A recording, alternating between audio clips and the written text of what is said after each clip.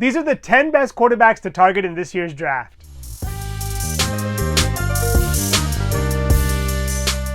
Number 1, Josh Allen. I didn't think it was possible, but last year's quarterback 1 overall may have more on his plate than ever before. The Bills have a whole new look on offense with Stephon Diggs and Gabe Davis out of the picture, but as long as they have Allen, they're going to have a fighting chance. They drafted Keon Coleman in the 2nd round. They still have Khalil Shakir. They have Dalton Kincaid, who was a first-round pick last year. They still have Dawson Knox. They brought in Mac Hollins and Curtis Samuel, so they still have a lot of playmakers. Let's not forget that they still have a top 10 O-line, and they also have James Cook. So this offense is going to be balanced, and Allen's legs, per usual, are going to be a big reason why. He's fresh off of a season where he set the record for the most quarterback rushing touchdowns with 15, and in 5 of his 6 seasons in the NFL, he's finished in the top 4 in terms of quarterback rushing yards. And even in the passing game, he's no slouch. Last year, he had the 5th most passing attempts, and he had the 5th most passing touchdowns, helping the Bills on their way to the 6th most points per game with nearly 27. The things to keep in mind with Allen, of course, are the fact that he's a bit turnover prone. Since entering the league 6 years ago, he's had the most interceptions of any quarterback. But even so, his upside is way too high for that to be a factor. This defense is also going to look a bit different. Matt Milano got injured again with a torn biceps and is set to miss some time,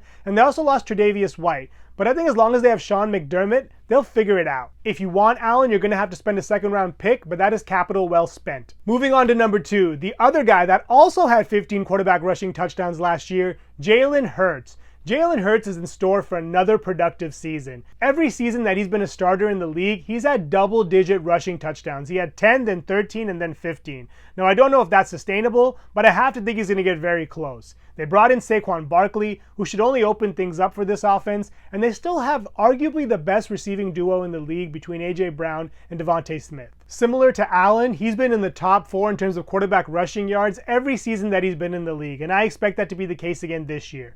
The Eagles had the 7th most points per game last year, and I expect them to be in the top 10 again this year. Their O-line is going to look a bit different with Jason Kelce retiring, but they're still going to be one of the top units. Hertz has also improved in his passing game every year that he's been in the league. Last year, he had a career-high 23 passing touchdowns and had a career-high in passing yards as well. The only thing I'm a little bit concerned about is this drama with Nick Sirianni. Hopefully it's nothing serious, but I have to think that it'll blow over by the time the season starts. The Eagles also benefit from having the 9th easiest schedule on paper, and I'm expecting Hertz to shoulder another big workload this year, especially near the goal line. You're probably going to have to spend a 3rd-round pick on him, but that is definitely justified. Moving on to number 3, last year's MVP, Lamar Jackson. Jackson has finished in the top 2 every year that he's been in the league in terms of quarterback rushing yards, and last year he was 1st. And this is despite missing a total of 13 games, so he's definitely going to get it done on the ground again this year. He averages around 5 rushing touchdowns per year, so you can really bank on that. His passing looked better last year as well under Todd Monken. He also gets Mark Andrews back,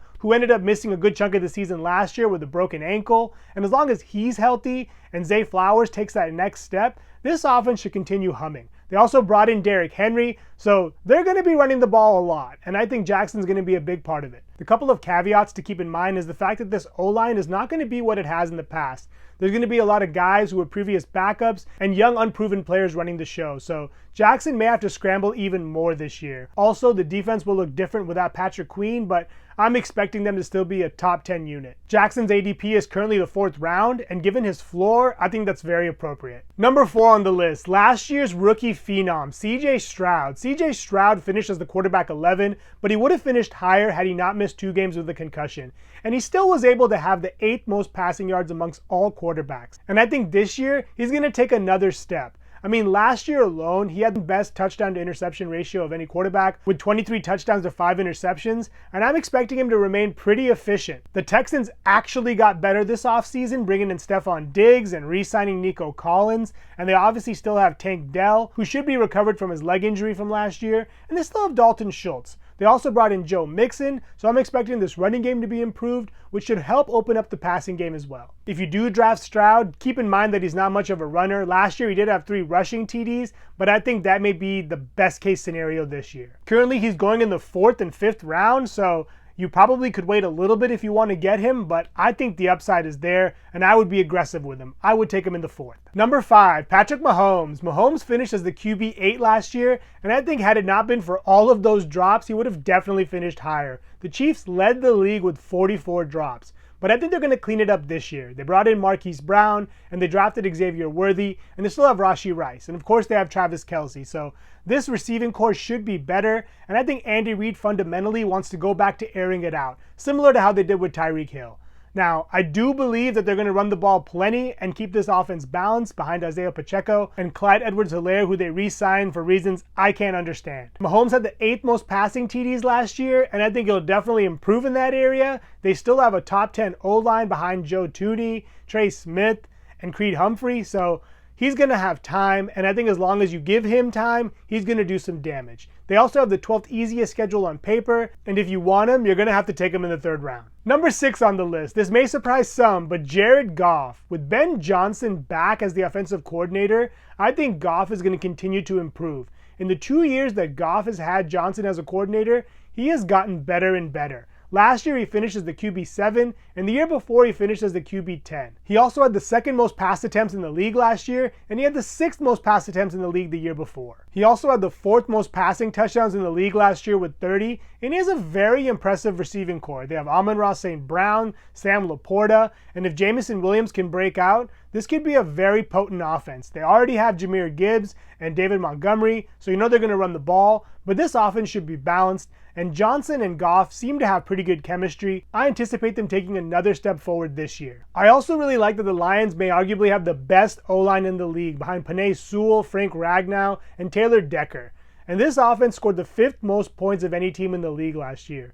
And given all the weapons that I mentioned, it wouldn't be shocking to see them end up there again this year. The one drawback in Goff's game are turnovers. He has the 3rd most picks in the NFL since entering the league, but I think he has enough upside to warrant taking the chance. He's currently going in the 9th and 10th round, and I think that's an absolute bargain given his upside. I would be more aggressive with him unless you feel like he's going to fall in your league. Number 7 on the list, Brock Purdy. Purdy finished as the QB6 overall last year, and he had the 3rd most passing touchdowns in the league with 31. And I think as long as Kyle Shanahan is at the helm, they're going to be a potent offense. They had the 2nd most points per game last year, scoring nearly 29 per contest, and they brought in another weapon for Purdy, drafting Ricky Pearsall in the 1st round. Now, I do want to mention that the Brandon Ayuk situation is one to monitor for sure.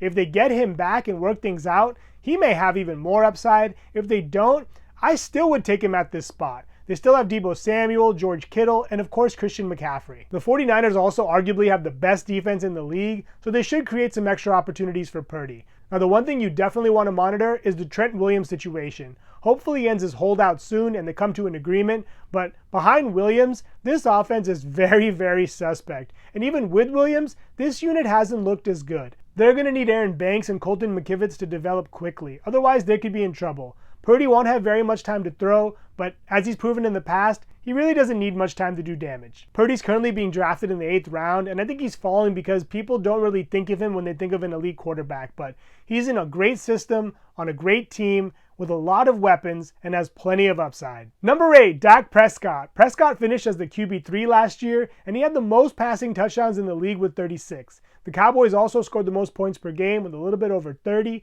but I think there's some cause for concern. For one, the CeeDee Lamb situation is still up in the air. I definitely expect it to be resolved, but even behind Lamb, they only have Brandon Cooks and Jake Ferguson, who are both talented and I do think will do damage, but that doesn't give them very many options. I also worry about the running game. Tony Pollard was no star last year like everyone expected, but they did very little to backfill his role. They brought Zeke Elliott back and they re-signed Rico Dowdle, and neither of them give me much inspiration at this stage of their careers. The defense also lost Dan Quinn and Stephon Gilmore, and they're going to probably bring back Trayvon Diggs slowly just given the nature of his injury. The Cowboys also have the 11th hardest schedule on paper this year, and this division is pretty tough.